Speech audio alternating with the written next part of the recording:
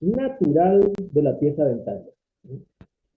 Si observamos en esta fotografía a microscopio electrónico, vemos esa forma de la fosa y de la fisura que se encuentra en la cara oclusal. Dependiendo la morfología de la fosa y la fisura, tenemos en forma de U, como ven en este primer esquema, en forma de U, en un 14%, en forma de D, de corta, en un 34%, en forma de Y, en un 14%, y en forma de T, en un 14%. Los porcentajes no se preguntan generalmente, es nada más que a modo informativo. Lo que sí tienen que tener en cuenta son las morfologías, las diferentes morfologías de las fosas y fisuras. Entonces, en forma de U, de D, de corta, de I, Y y de T. Esas son las morfologías, diferentes morfologías de las fosas y fisuras. ¿Qué son las fosas y fisuras? Son áreas retentivas de biofilm dental. Por su morfología, retienen el biofilm dental en forma mecánica. Favorece la retención y la disponibilidad del sustrato cariogénico. Al retener mecánicamente, ¿qué pasa? Favorece la retención y al tener retención es la disponibilidad del sustrato cariogénico para esas bacterias que están ahí acumuladas. ¿Me escuchan bien?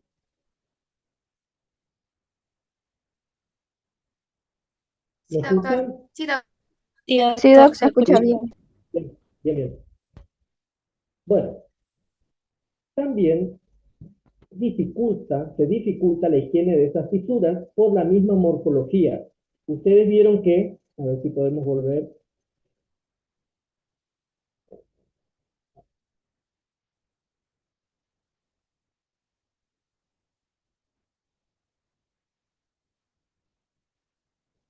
Acá.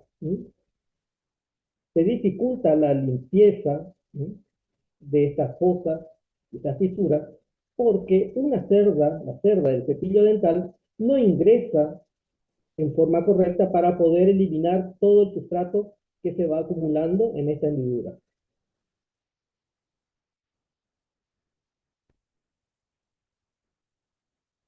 Acá tenemos, en una fotografía más ampliada, esas fosas y fisuras. Generalmente esta cara oclusal que observan acá, con múltiples fosas y fisuras, corresponden generalmente a los terceros molares, que tienen esta característica. Entonces, los terceros molares generalmente son los que más biofilm retienen por su ubicación en la parte posterior. El cepillo dental no llega lo suficiente porque el paciente siempre dice, no, no puedo, me da arcada, me molesta.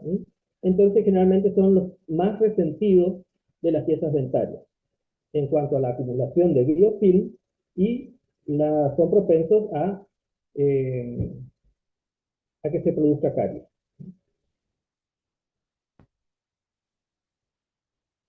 Sellado de las fosas y fisuras,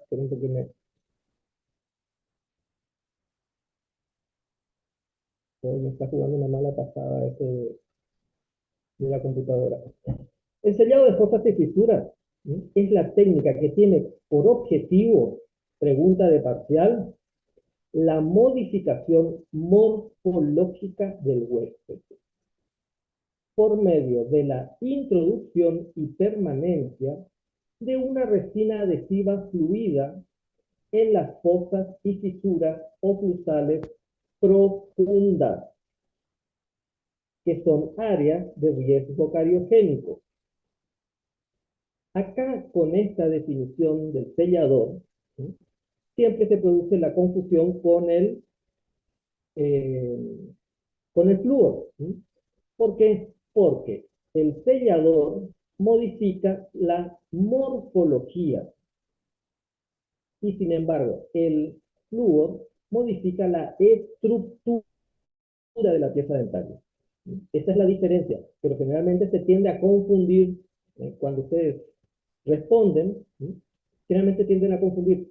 El sellador de fosas y fisuras modifica la forma, lo hace más autolimpiante a la superficie oclusal. Entonces, se modifica la morfología del huésped por medio de la introducción y permanencia de una resina adhesiva fluida en fosas y fisuras oclusales profundas, que son de alto riesgo cariogénico. Bueno, tenemos antecedentes históricos, no nos vamos a detener con esto porque es historia. Quiero llegar más a la parte práctica. Pregunta de parcial. ¿Cuál es el fundamento del sellador de fosas y fisuras? La eliminación de nichos ecológicos. Volvemos a repetir, modificando la morfología de la superficie oclusal retentiva, transformando en una zona de autolimpieza. Es lo que le dije anteriormente. Esa superficie retentiva, que ya anatómicamente y naturalmente retiene biofilm, lo vamos a modificar y lo vamos a transformar en una zona de autolimpieza. ¿Qué quiere decir de autolimpieza? Que no se va a retener alimento, que no se va a retener restos de biofilm. Entonces, con la misma masticación, la misma alimentación, o al eliminar, al pasar el cepillo dental sobre esta superficie, va a ser más autolimpiante.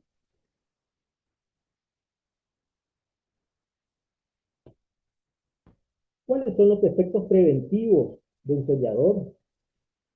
Obtura mecánicamente las fosas y fisuras con una resina fluida resistente a los ácidos. Esto es una de las características, que es resistente a los ácidos, es resistente a la acción mecánica de las fuerzas. Eso vamos a hablar más adelante. ¿Qué otro efecto preventivo tiene? Suprimir el hábitat de los streptococcus mutans y otros microorganismos acidógenos y acidúricos. Facilita la higiene de las fisuras mediante métodos físicos como el cepillado dental. Lo que les dije anteriormente, al transformar esa morfología, esa forma natural retentiva, hace que el método, como dice, físico del cepillado dental sea más eficaz. La reducción de caries un año después de la aplicación de sellantes de fosas y fisuras es de un 80%. Imagínense si nosotros esa superficie retentiva, usamos el efecto preventivo del sellador, estamos evitando la formación de caries. ¿Y en cuánto es la eficacia del efecto preventivo del sellador? En un 80%.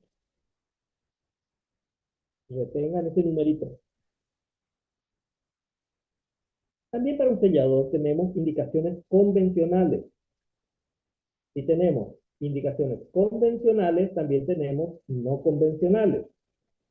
Entonces, ¿dónde está indicado un sellador? Fosas y surcos profundos de premolares y molares permanentes. Molares y premolares permanentes. Pero también en molares primarios, que estén completamente erupcionados. Van a ver ahora más adelante, cuando hablemos de la técnica, que es diferente el aislamiento que vamos a realizar en selladores que el que realizamos en inactivación de caries. En la inactivación de caries, recuerden que utilizábamos nada más que rollos de algodón por vestibular y por vestibular ilingual en inferior, y el eyector de saliva. Acá vamos a utilizar otros elementos que van a aislar absolutamente, ¿sí?, a la pieza dentaria, como ser goma dique, clamp y eyector de saliva. Entonces, ¿a qué viene todo esto que le estoy diciendo del aislamiento?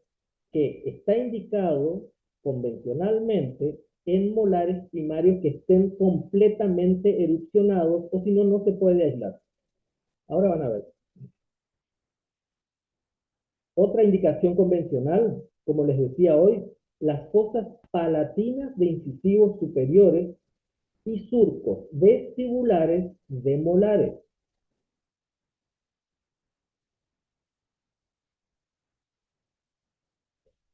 Bueno, acá me voy a detener otra vez. Yo les decía que hay también unos defectos anatómicos, ¿sí?, en los molares superiores, que son los tuberculos, si no me equivoco y recuerdo bien, creo que era el tubérculo de Carabelli que se llamaba. A ver, ¿era así o no? Sí, profe. Ujú. Bien, entonces también está indicado ahí porque es un lugar donde se retiene biofilm. Si es muy pronunciado, se lo puede sellar también ahí. Bueno, estas son las indicaciones convencionales. ¿Sí? ¿Cuáles son las no convencionales? Son las indicaciones especiales, ¿eh?, que no son comunes, pero se puede realizar. ¿Cuáles son estas? Superficies restauradas, ¿sí?, de composite o de amalgama, ¿sí?, que una vez realizado se lo puede colocar también sobre esa restauración, ¿sí?, para evitar pacientes de riesgo, en pacientes de riesgo. Cúspides accesorias de molares e incisivos, ¿sí?, dientes geminados o fusionados con pronunciados surcos, paciente con alto riesgo de caries, y luego de la aplicación de cariostáticos, ¿sí? Los cariostáticos lo que hacen es detener el avance, ¿sí?, de forma química, detienen el avance de las caries. Entonces sobre esos cariostáticos se lo puede colocar unos sellantes de fosas y fisuras, ¿sí? Fíjense que ¿por qué es no convencional? O sea, no es común, porque estamos hablando no sobre superficies de fosas y fisuras, sino sobre la aplicación de cariostáticos, o sea, donde hay una caries incipiente. Acá lo que les hablaba, ¿sí?, fíjense, me adelanté, cúspides accesorias de molares y de incisivos. Fíjense ahí en las flechas esas, ¿sí? Acá tenemos el tubérculo este en el molar superior, ¿sí?, y el caso excepcional de este incisivo, que es una cúspide accesoria.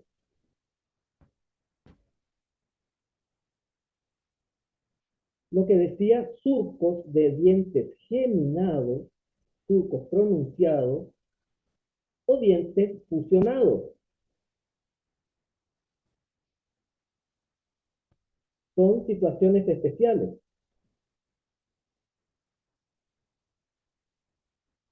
Bueno, hablamos dónde sí podemos colocar sellador de fosas y fisuras. Ahora vamos a hablar dónde no podemos colocar, ¿sí? ¿Dónde está contraindicado? Déjame ver si puedo mover esto.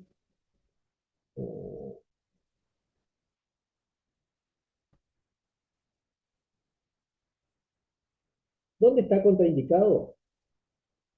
Cuando no se puede realizar aislamiento absoluto. ¿Por qué?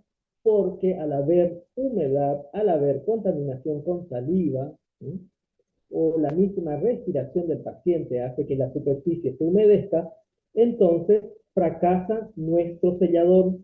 Entonces, cuando no se puede realizar aislamiento absoluto, no vamos a perder tiempo y no vamos a realizar en esa sesión, ¿sí?, el sellador de fosas y fisuras.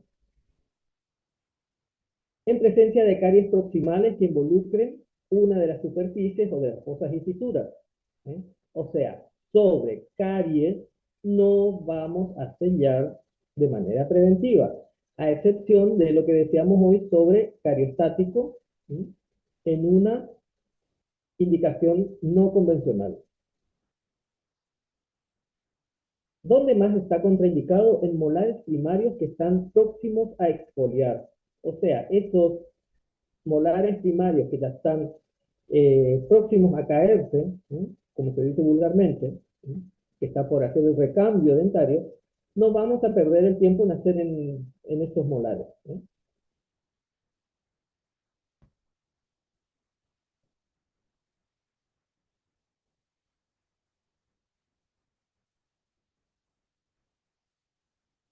¿Cuáles son los momentos? Pregunta de examen parcial. ¿Sí? Los momentos oportunos para sellar una pieza dentaria. En molares primarios, cuando la pieza dentaria tiene riesgo de caries. Molares y primarios con riesgo de caries y que estén bien erupcionados, ¿sí? Después tenemos dos fases importantes. La primera fase, entre los 6 y 8 años, que son para sellar los primeros molares permanentes. Acuérdense de la cronología dentaria, ¿sí? Los primeros molares permanentes erupcionan entre los 6 y 8 años. Entonces, piensen un poquito. Los chicos de 6 años, ¿eh? No son lo suficientemente, eh, no tienen la suficiente madurez y la suficiente responsabilidad para cepillarse los dientes solos. Siempre van acompañados de los padres, de la insistencia de los padres, ¿eh? Entonces, si nosotros como profesionales no tenemos la prevención de sellar a los 6 años esos molares permanentes, generalmente son los primeros, ¿eh? Dientes permanentes que o las primeras piezas dentarias permanentes que se pierden, ¿sí? Eso en una primera fase, 6 y 8 años para sellar los molares, primeros molares permanentes. La segunda fase, ¿sí? Entre los 11 y 13 años, para sellar los premolares y segundos molares. Esto es pregunta de parcial, pregunta de examen final. Pasamos a la siguiente. Ya hablamos de características, qué es un sellador, qué es una fosa y una fisura, dónde está indicado, dónde está contraindicado, ¿sí? Las etapas o las fases para realizar un sellador, ¿sí? Y ahora vamos a hablar de cómo vamos a identificar un surco profundo. ¿Con qué vamos a diagnosticar? Con un explorador especial que es el número 5 de Hugh Freddy, ¿sí? O tipo Hugh Freddy, ¿sí? Que son similares, ¿sí? Pero fíjense, porque también es pregunta, muchas veces preguntamos porque no diferencian, ¿sí? Pero es nada más que prestar atención. El explorador número 23 es el clásico ganchito, el que utilizamos generalmente. Cada vez se utiliza menos, pero es el clásico 23, el ganchito. ¿Qué vamos, ¿Qué vamos a utilizar para diagnosticar una fosa, un surco profundo? El tipo número 5, tipo Hugh Freddy, que tiene esta característica como ven acá. En una fotografía, ¿sí? Vemos la parte activa del número 5, Hugh Freddy, ¿sí? Y sus variantes. Diferentes angulaciones, pero el extremo, lo importante es que su extremo o parte activa está calibrada. ¿Para qué? Para identificar una fosa, un surco profundo. Porque todos los molares tienen surcos y tienen fosas, ¿eh? Ahora tenemos que identificar si realmente vale la pena, sellar o no, si es profundo, si es de riesgo, y lo hacemos con este instrumento. Doctor, le hago una consulta. Sí, Cualquiera de los dos que mostraba en la imagen puede ser el TU17 y el 17. cualquiera de los dos tiene la misma característica. Dale, Lo gracias. importante es que tienen un extremo o una punta calibrada, ¿eh? Ahora vamos a ver más adelante esa calibración que tienen. Acá vemos una fotografía de un surco profundo. Fíjense esta característica, ¿sí? Que es uniforme, generalmente es uniforme este color, ¿no? A diferencia de un surco con caries, que ya ese fondo es oscuro. Fíjense que tiene el fondo de su surco y tiene un halo blanquecino. Esto es lo que llamamos halo blanquecino. Esa partecita más clara, más blanca del esmalte, eso es actividad de caries. Es desmineralización. Generalmente acompaña todo el trayecto del surco. Tenemos que identificar entre estas tres variantes en una pieza dentaria. El surco profundo, el surco con caries y el surco remineralizado. Fíjense la diferencia que hay entre el surco con caries y el surco remineralizado, ¿eh? Que ese fondo ya es oscuro, o sea, ya remineralizó, tuvo una regresión esa actividad de caries, ¿sí? Entonces toma ese color parduzco u oscuro. Esto a simple vista, ¿sí? Ahora, tenemos otro método de diagnóstico para diferenciar, ¿sí? Otros parámetros para diferenciar entre un surco profundo, un surco con caries y un surco remineralizado, ¿sí? Cuando exploramos con el instrumental, con el explorador número 5 de Hugh Freddy, en un surco profundo ingresa más de 0,5 milímetros, no centímetros, ¿eh? Cuando hablemos acá, dimensionen, ¿eh? Lo que es milímetros y centímetros, porque en el afán de agarrar y de contestar, ¿eh? Le mandan 0,5 o 5 centímetros. 5 centímetros, ¿eh? Es una guasada. Entonces, ingresan un surco profundo 0,5 milímetros.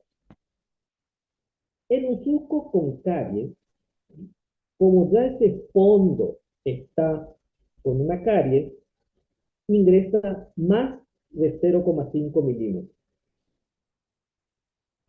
O sea, colocan el explorador y esa punta, ese extremo, esa parte activa, se pierde en el fondo de este surco. Y en un surco remineralizado, ingresa menos de 0,5 milímetros. ¿Por qué? Porque ese fondo, al remineralizarse, se endurece, ¿sí? O directamente queda intacto, ¿sí? Entonces no ingresa más de 0,5 milímetros. ¿Cómo es la consistencia? ¿Cuál es la dureza de ese fondo del surco?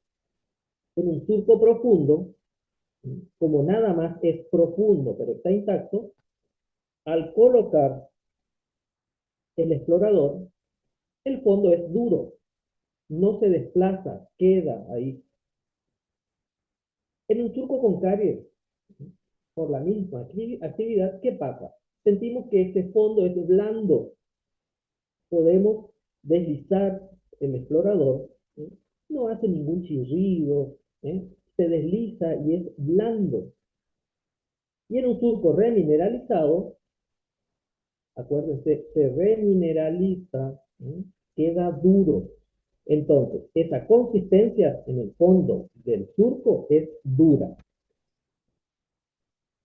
Si queremos desplazar, o sea, colocamos en el fondo del surco y agarramos nuestro explorador, y queremos desplazar, en un surco profundo no podemos realizar eso. En un surco con caries, como este fondo está blando, como dijimos anteriormente, quieren desplazar y ese explorador va y viene, se desplaza. Y en un surco remineralizado, ese fondo era duro, entonces no hay desplazamiento. En cuanto al color, el surco profundo, acuérdense de la primera imagen, ¿sí? Era uniforme, no hay cambio de color. En la segunda imagen se encuentra claro, blanco u opaco. Acuérdense, el surco con caries, ¿sí? Cambiaba de color, surco con caries, ¿sí?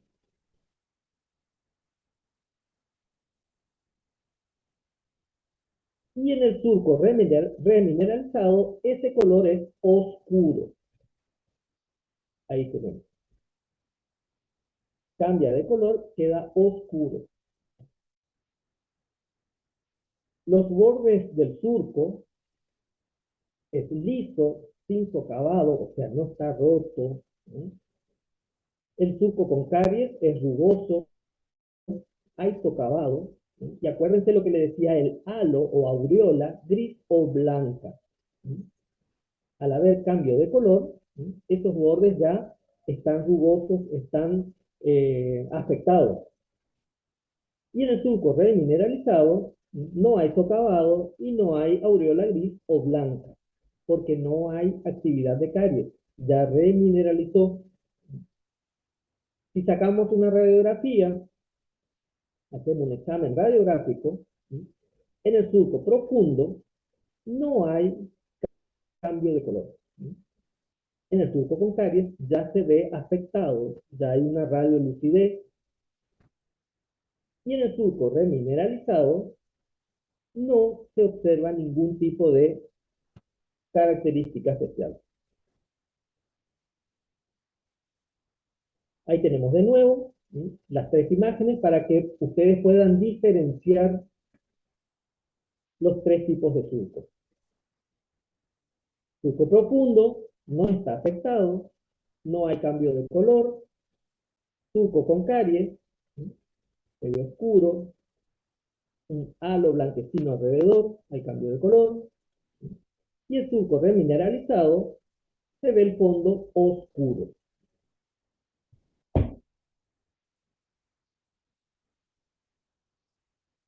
Bueno, dijimos que los selladores de fosas y fisuras son resinas fluidas, adhesivas, de baja tensión superficial, de baja viscosidad y que tienen la propiedad de fluir dentro de las fosas y fisuras. Esto es como un resumen de lo que es sellador. ¿Cómo se va a clasificar? Por su composición, por su coloración, por su relleno, por la presencia o no de flúor y por el tipo de polimerización.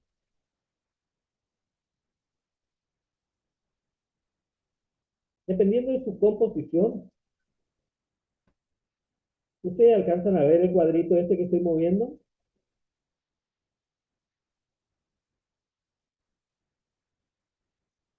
No, profe, Sí, doctor. no se ve el ¿Se ve? cuadrito. El que dice resinas, bisfenol Sí. metacrilato. ¿Sí se ve? No, no, no, hay otro que yo muevo acá que dice dejar de compartir, o a mí nomás me aparece. A usted no me parece, profe. Ah, No se No, ve. no, profe, se ve uno que bueno, dice resina. bueno, según su composición, tenemos de resina de bisfenol metacrilato y los ionómeros vítreos.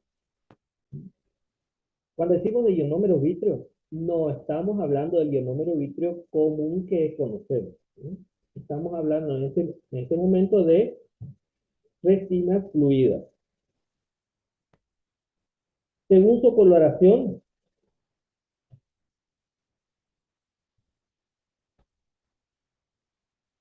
tenemos transparentes, ¿sí? O coloreados, ¿sí? Que presentan dióxido de titanio. Los coloreados se ven de un color blanco lechoso, ¿eh? Que es para identificar más fácilmente y para ver si realmente colocamos el sellador. Según su relleno, es sin relleno o con relleno cerámico. Según su presencia o no o contenido, tenemos con flúor y sin flúor. Y lo más lindo acá que tenemos, según su polimerización, autopolimerizable y fotopolimerizable. ¿Sí? ¿Cuál es la ventaja y desventaja de cada uno? ¿Sí? El autopolimerizable, que fue lo primero que había salido al mercado, ¿sí? La desventaja era que teníamos que trabajar rápidamente porque al tomar contacto la base y el catalizador, comenzaba ya el proceso de polimerización de forma automática, entonces teníamos que trabajar rápido. ¿Sí? La ventaja, no necesitamos algo costoso como la luz halógena, ¿sí? O la luz LED, o la lámpara LED. ¿Sí? Ahora, los fotopolimerizables que salieron después al mercado, ¿sí? Tenemos la tranquilidad de poder medianamente tener más tiempo de trabajo, ¿sí? Porque al tomar contacto con la misma luz del reflector, comienza el proceso de polimerización porque fotopolimeriza con luz. ¿Eh? Entonces, tenemos más tiempo de trabajo, ¿sí? Pero también es el costo.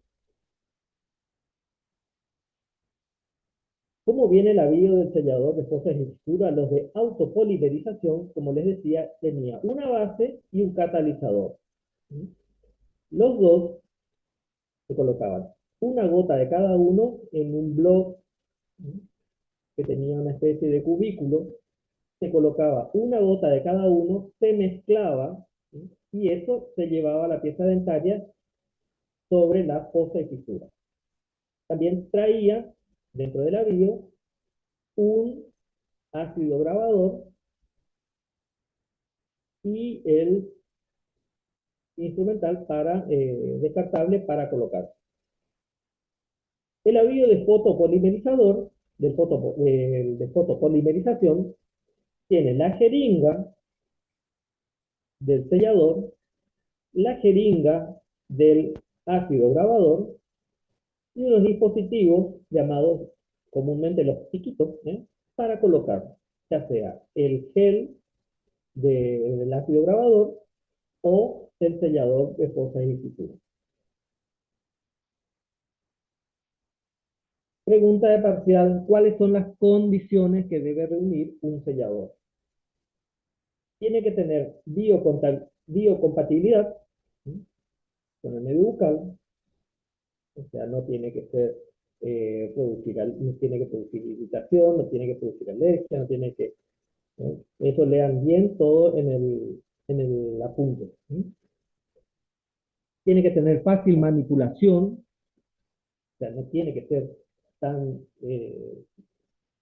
no tiene que tener mucha, eh, mucha diversidad como para estar trabajando. ¿Sí? Fácil manipulación, debe ser adhesivo, tiene que tener buena adhesividad, buen sellado marginal, o sea que al fotopolimerizar o al polimerizar, que no tenga mucha contracción y deje espacio, por donde puede haber filtración. Tiene que tener buena capacidad de retención, tiene que ser duradero dentro del medio bucal, tiene que tener baja viscosidad, baja tensión superficial, debe ser resistente a la abrasión y en lo posible debe tener acción cariostática. Eso se produce por el contenido de flúor. Bueno, vamos a entrar a la parte práctica, la parte clínica, ¿sí? Y cuáles son los instrumentales y materiales necesarios para el trabajo de la actividad clínica. Dentro de la platina, ¿sí? Que está adherida al sillón odontológico, ¿qué es lo que vamos a colocar? Platina todo lo que no está esterilizado. O sea, lo que se utiliza y se descarta, todo el material descartable. Tenemos el vaso, el eyector de saliva, la goma dique, la cadena o el sostenedor del babero, el babero, vasodáter, hisopo o también los microgas, todos los elementos que son para la higiene bucal, cepillo dental, hilo dental. Esto necesitamos tanto para enseñarle la técnica de cepillado al paciente, como también para cuando nosotros vamos a hacer la limpieza después de hacer la detección del biofilm, después de hacer el cepillado mecánico. ¿Qué hacemos con el hilo dental? ¿Para qué necesitamos? Para eliminar todos los restos de biofilm que se encuentran en el espacio interdentario. Y el avío de sellador de fosas y fisuras. El espejo de mano, la sustancia revelante, acá no se ve, pero esto es un macromodelo o un modelo dentado para enseñar la técnica de cepillado, ¿sí? Que yo, por más que no vea, yo creo que ustedes le enseñan a cepillarse los dientes al paciente, ¿sí? Porque después, yo al menos, ¿sí? Sin previo aviso, voy y le pregunto al paciente, ¿te enseñaron la técnica de cepillado? ¿Sí? A ver, contame cómo es. Y ahí salta la liebre, nos fuimos a nuestra casa y terminó el práctico. No me voy a ir mucho del tema, pero anticipo cómo es. Dentro de la platina, de la mesa auxiliar, en el estante superior, ¿qué vamos a utilizar para el práctico de sellador de fosas y fisuras? Los elementos de todos los prácticos, que es la triada o el instrumental de exploración, la triada, que es el espejo, la pinza para algodón y el explorador. En este caso vamos a tener explorador número 23 y número 5 de Hugh Freddy o tipo Hugh Freddy, ¿eh? Y la sonda periodontal. Aparte de eso, ¿qué más vamos a tener? ¿Me escuchan? Sí, profe. Sí, Sí, profe. bien. Bueno, no, porque decía conexión inestable, por eso preguntaba nomás. Bueno, aparte de todo el instrumental para exploración, ¿qué vamos a tener? La pinza portaclam, el perforador de goma dique, el arco de Young y los clams. Aparte de eso, vamos a tener también acá los rollos de algodón, ¿sí? Las gasas cortadas en 4x4, ¿sí? ¿Y para qué vamos a necesitar esto? Para el aislamiento absoluto. ¿Qué más vamos a necesitar? Un elemento o un instrumental de extremo redondo, ¿sí? Que puede ser el aplicador radical que está en esta segunda fotografía, o similar como un bruñidor pequeño, ¿sí? Pero lo aconsejable, ¿sí? Lo ideal es este instrumento que tiene un mango amarillo, ¿sí? Que es el explorador de Timothy. Es el ideal. ¿Y por qué decimos que tiene que ser de extremo redondeado? Tipo el aplicador radical, porque esto vamos a utilizar cuando finalizamos y para ver si realmente colocamos, ¿sí?, el sellador en toda la superficie. Entonces pasamos este instrumental de extremo redondo, redondeado, o extremo romo, para ver si realmente colocamos en toda la superficie. Donde pasamos y cae de golpe, ahí falta sellador, tenemos que volver a realizar la técnica.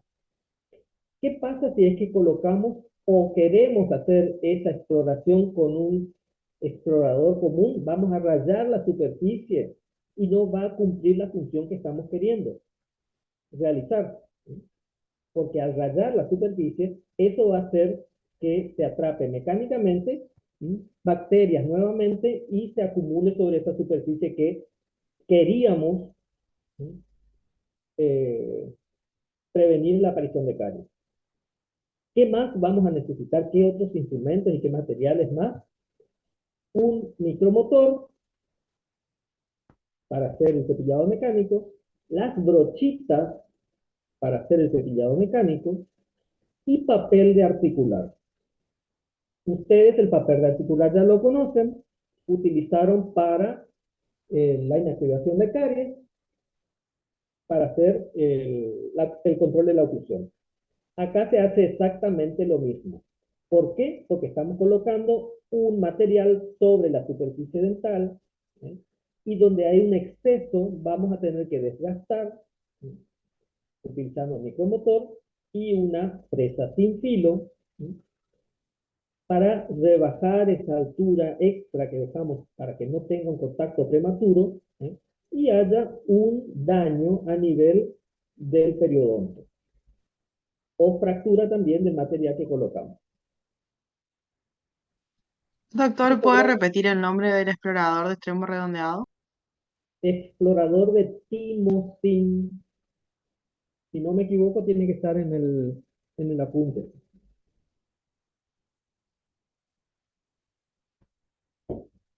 Bueno, a ver, voy a tratar de ir más rápido porque no sé qué hora es.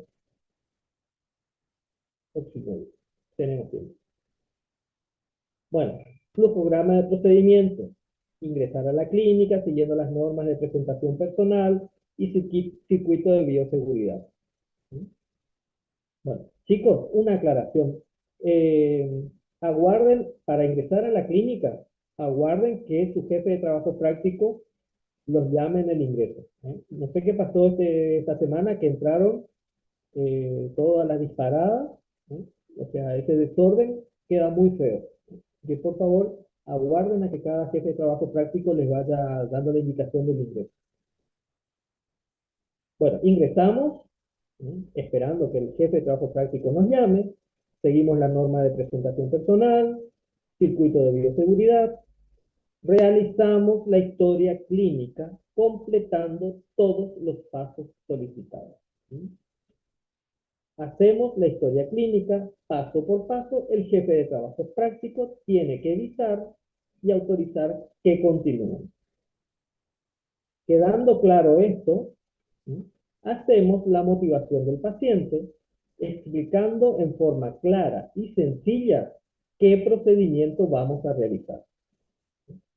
Siempre hay que explicarle al paciente, por más de que el paciente dentro de la historia clínica firme el consentimiento informado, por más que estemos nosotros apurados por hacer, ya sea para pasar la tarde, ya sea para aprobar el práctico y ya sea lo más importante, para aprender a realizar un buen trabajo, hay que explicarle al paciente de manera sencilla y corta, no contarle la historia del sellador y cómo se fabrica, pero decirle, bueno, que vamos a hacer esto y esto y esto para tal y tal y tal cosa.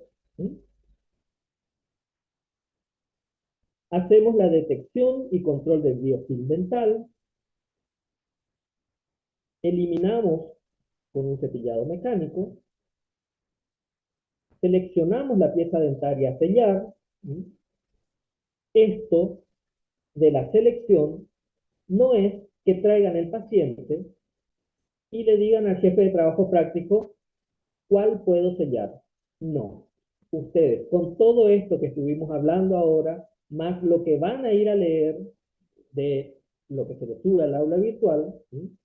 Todo este PDF, con todo el material de lectura, van a tener en claro qué pieza dentaria ustedes van a traer seguro para sellar. No es traerle al paciente y decir, le voy a sellar, cuál puede ser, o bueno, de última esta. No, ¿sí? Hay que hacer las cosas como corresponde. Si bien venimos a aprender, pero tenemos que venir sabiendo.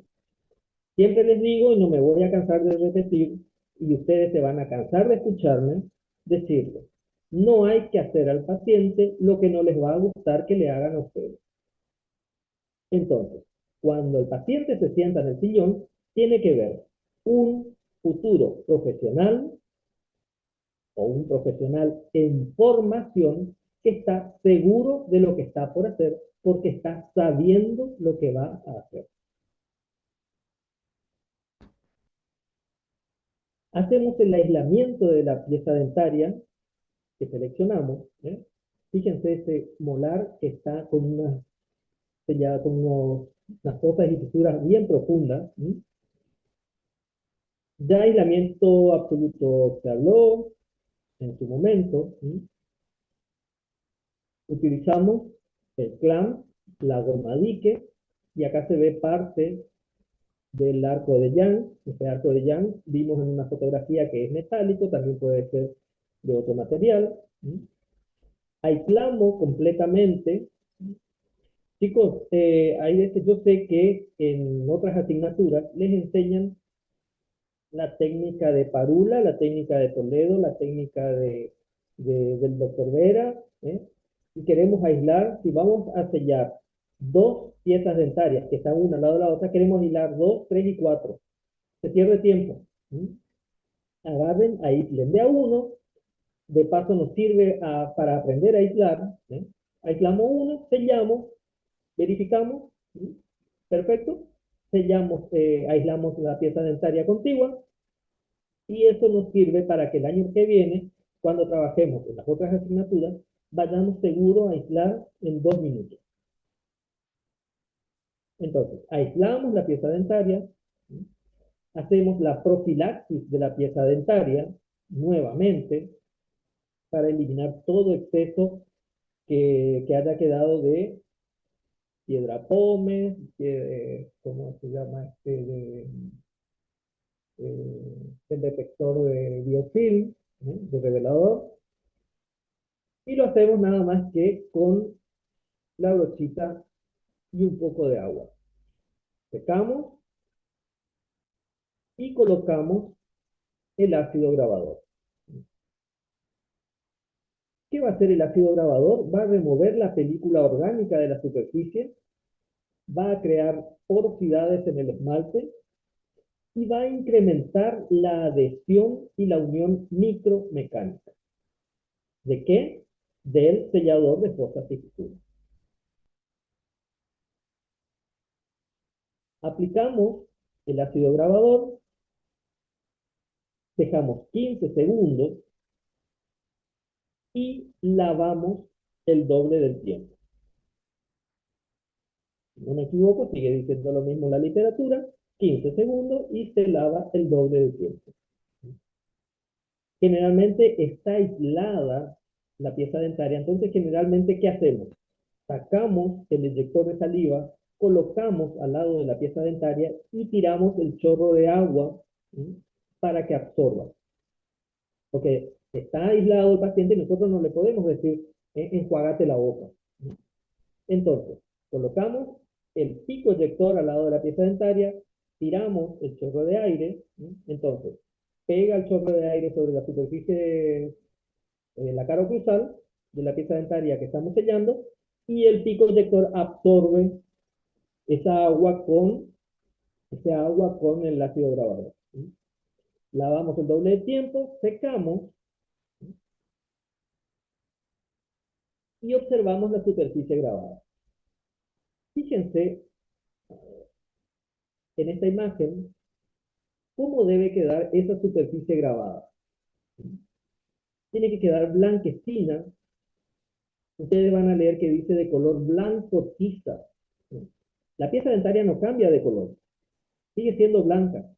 Nada más que el blanco tiza a que se refiere es un blanco opaco, parece un blanco áspero, porque se creó los microporos. Entonces se observa, pierde ese brillo característico del esmalte. ¿Qué quiere decir de que está esa superficie grabada? Si no queda así, este blanco tiza característico, volvemos a realizar el grabado ácido.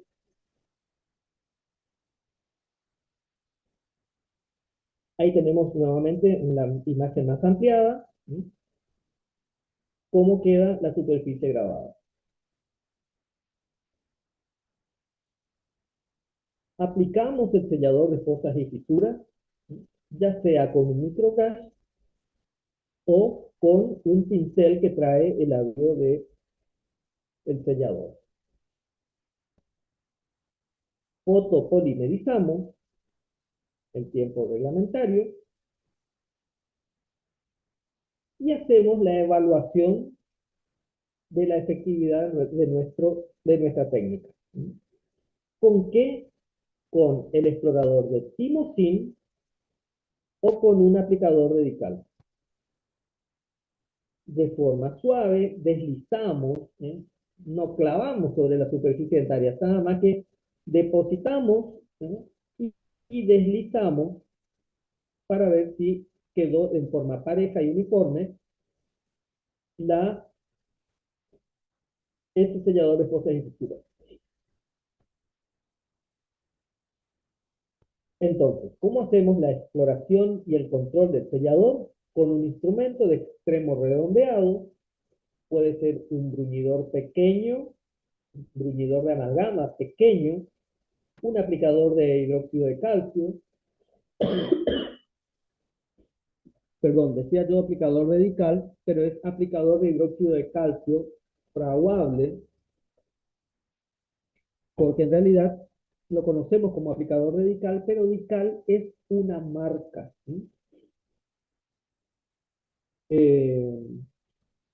Entonces, pasamos este bruñido pequeño, este aplicador de hidróxido de calcio fraguable, o dijimos, un bruñidor de amalgama pequeño, y vemos si polimerizó correctamente el material, y vamos a realizar controles posteriores cada 6 meses. Se le dice al paciente, dentro de 6 meses, cuando hagas la consulta reglamentaria, de cada 6 meses, dependiendo también qué tipo de paciente tenemos, porque acuérdense que depende del tipo de paciente, si era un paciente sano o un paciente de riesgo, lo íbamos a citar cada 6 meses o cada 3 meses. Entonces, ¿qué pasa si encontramos fallas cuando pasamos este instrumento de extremo romo? Pudieron haber fallas en el aislamiento, como les decía hoy, que tiene que estar bien aislado para que no tenga contacto con la humedad. Puede haber fallas en el material, o por un mal acondicionamiento. ¿Qué puede ser el mal acondicionamiento? No limpiamos bien la superficie, no hicimos el grabado ácido correspondiente o indicado. Entonces, en ese aspecto o por ese aspecto puede haber fallas. Vamos a retirar nuevamente el aislamiento absoluto. ¿Con qué? Con el Portaclam. Eliminamos la goma dique y hacemos el control de la oclusión. ¿Cómo hacemos el control de la oclusión? Como realizaron ustedes también en el práctico de inactivación. Le pedimos al paciente que muerda repetidamente. Le podemos hacer un gesto así al paciente, morder y deslizarme los dientes así.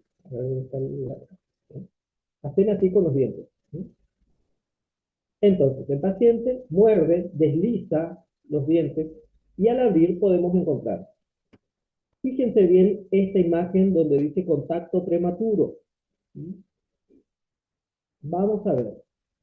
La superficie dental, como por ejemplo esta cúspide, vamos a ver, totalmente pintada de azul o negro, dependiendo del papel articular que utilicemos, o rojo también. Por eso, dependiendo el color del papel articular que utilicemos. Vamos a ver en forma pareja. Quiere decir que la oclusión es correcta.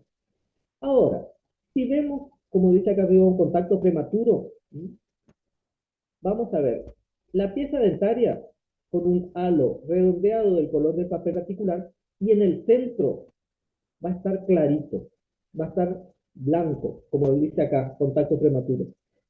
¿Qué quiere decir esto? Que esta parte blanca se rompió el papel porque está mordiendo alto, está mordiendo de más.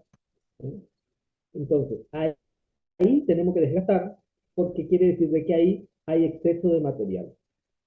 Si ustedes le hacen morder al paciente, desliza los dientes, ven esta característica sobre la superficie dentaria, que les digo que es un contacto prematuro, si ustedes miran el papel articular a trasluz, van a ver que está perforado ese papel de articular, quiere decir de que hubo un contacto prematuro, ¿no? Y rompió el papel de articular.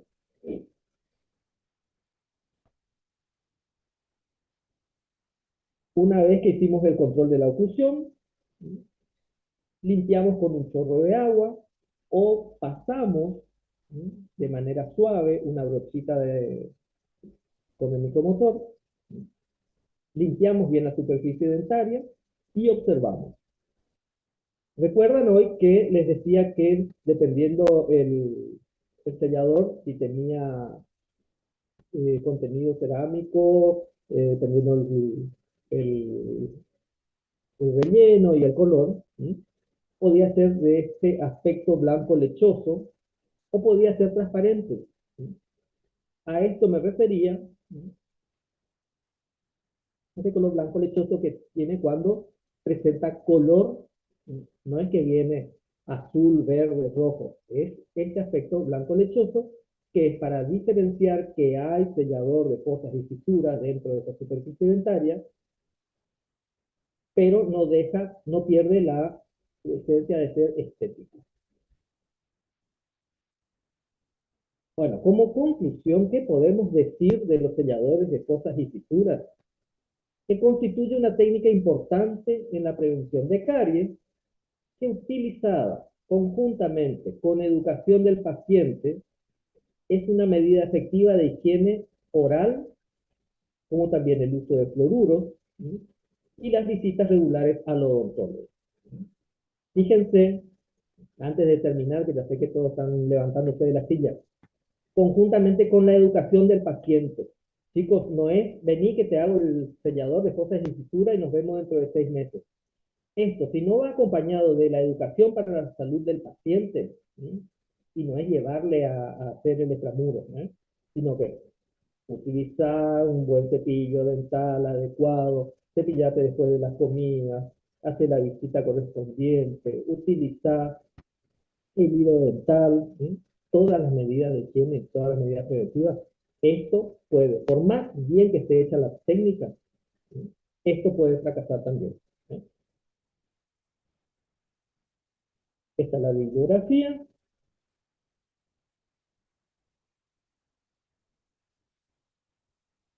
¿Alguna pregunta, chicos?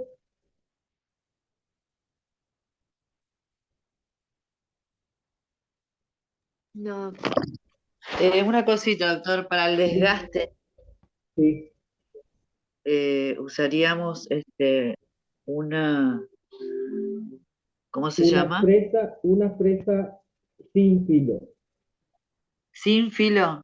Una fresa sin filo, sí, una fresa que ya estaba utilizada o con mucho cuidado porque si no podemos levantar de golpe todo el sellador.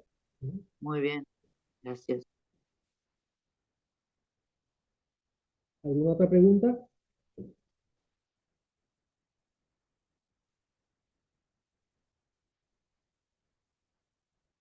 Bueno, entonces, siendo las 20:43 que estamos en tiempo,